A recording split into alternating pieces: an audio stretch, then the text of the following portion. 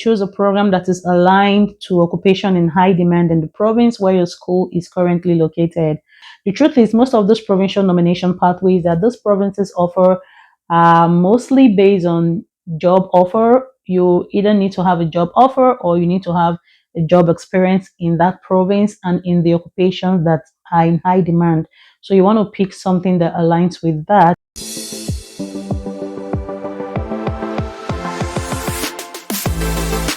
Hi beautiful people, welcome back to my channel. I'm Celine Chibuzo, and on this channel I break down all you need to know about studying, living and thriving in Canada.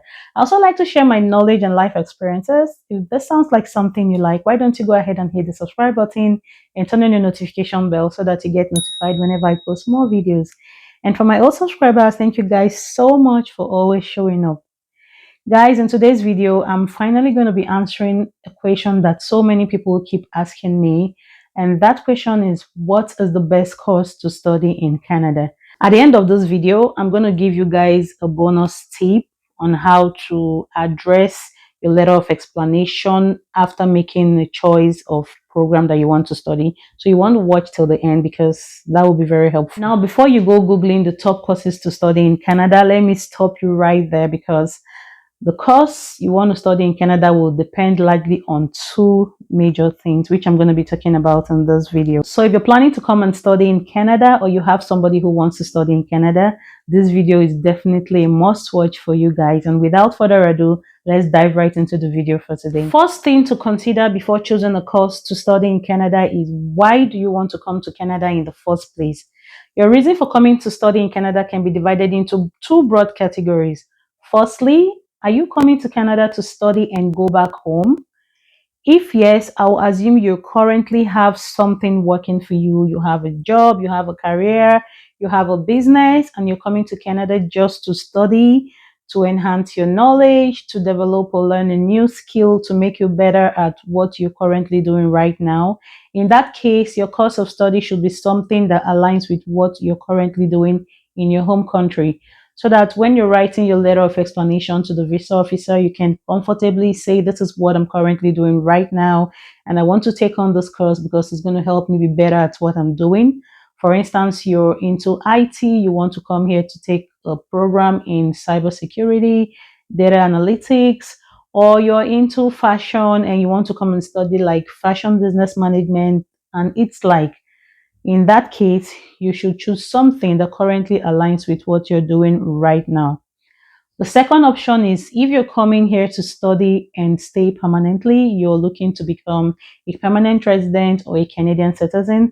That's where you have to be very strategic with the course you want to come and study in Canada. For those coming to Canada because they want to stay here permanently, while making a choice, you're not just choosing a course of study, but you're also choosing your PR pathway. And so I'm going to tell you things you should look out for before you make a choice of the course you want to study in Canada. The first thing you want to do is make sure that the course you're taking aligns with IRCC's category-based express entry draws.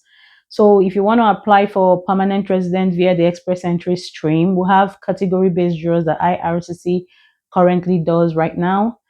And these are in occupations. They currently select occupations that are in high demand in Canada right now. We have things like STEM, which is science, technology, engineering, and mathematics.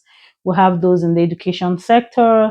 We have those in health. We have those in trades, agriculture. When you're choosing your course, make sure it aligns to one of those things so that when you apply for express entry, you have a higher chance of being selected from the pool.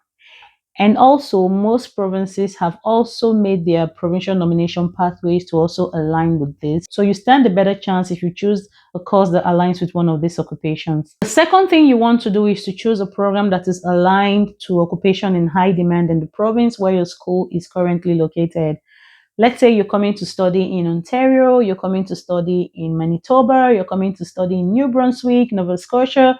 Wherever you want to study, check out those provinces' provincial nomination pathways. So most of those provinces have pathways that aligns with occupations that are in high demand in that province.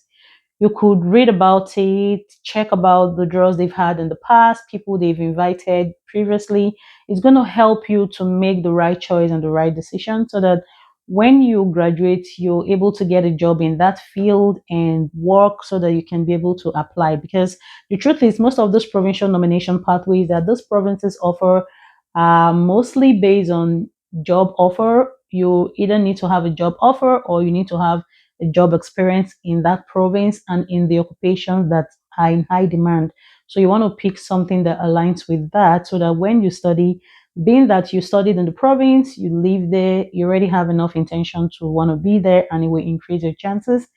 And some provinces also have pathways for those that studied in the province. So these are things you want to check out before you make a choice of a course. The third thing you also want to look out for are programs that qualify for post-graduation work permit. I know that if you're coming to do a master's, a PhD, a BSc, something that would naturally grant you a degree, you're eligible for post-graduation work permits. But some courses from the college might not give that to you.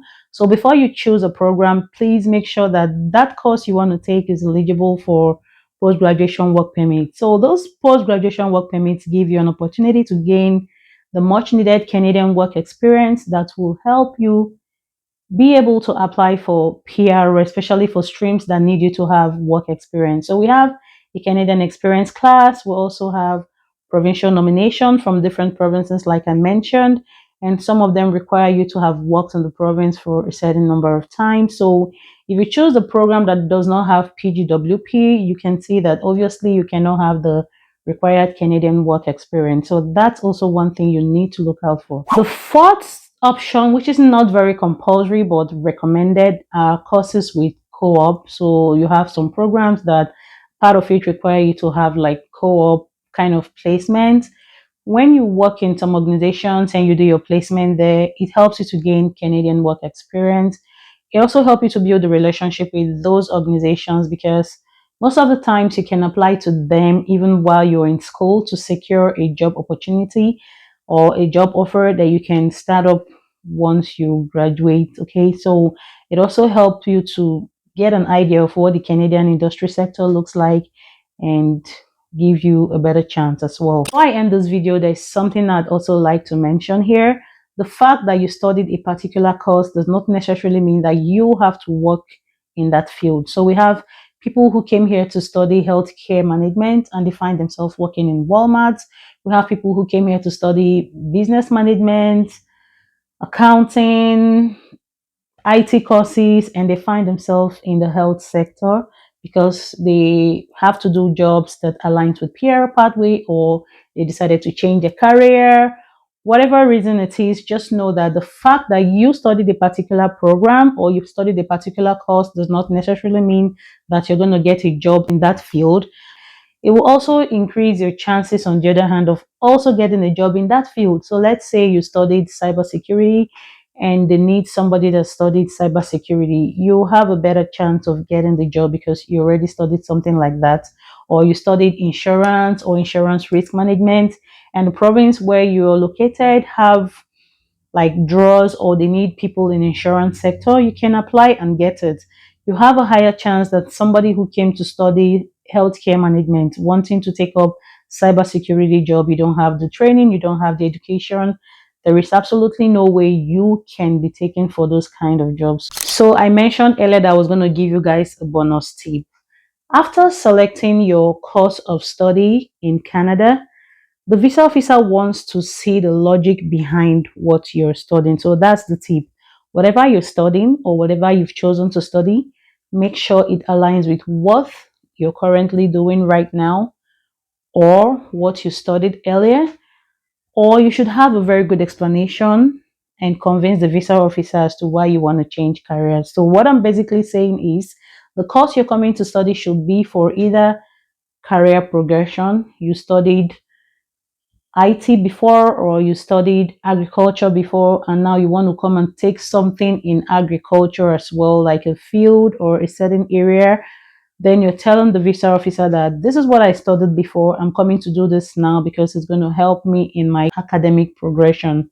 The second thing is this is what I studied, but this is where I'm working. So you might have studied law, you might have studied accounting, but somehow you found yourself working in the IT field, you found yourself working in banking, and now you're coming to take a course that will help you do better in what you're doing or increase your chances of being promoted in your current organization. That's called career progression. Okay, so you can tell the visa officer that I'm taking this program because it's going to help me to progress in my career. By the time I'm done studying this program, it will increase my chances to be this or that in my company. It will help me get promoted. It will help me get into this position that I've been aspiring for, because this is my long term goal, or this is where I see myself in 5 years, in 10 years, things like that. And lastly is when you're doing something that is not in any way connected to what you had studied previously or what your current occupation is. That's called a total change of career.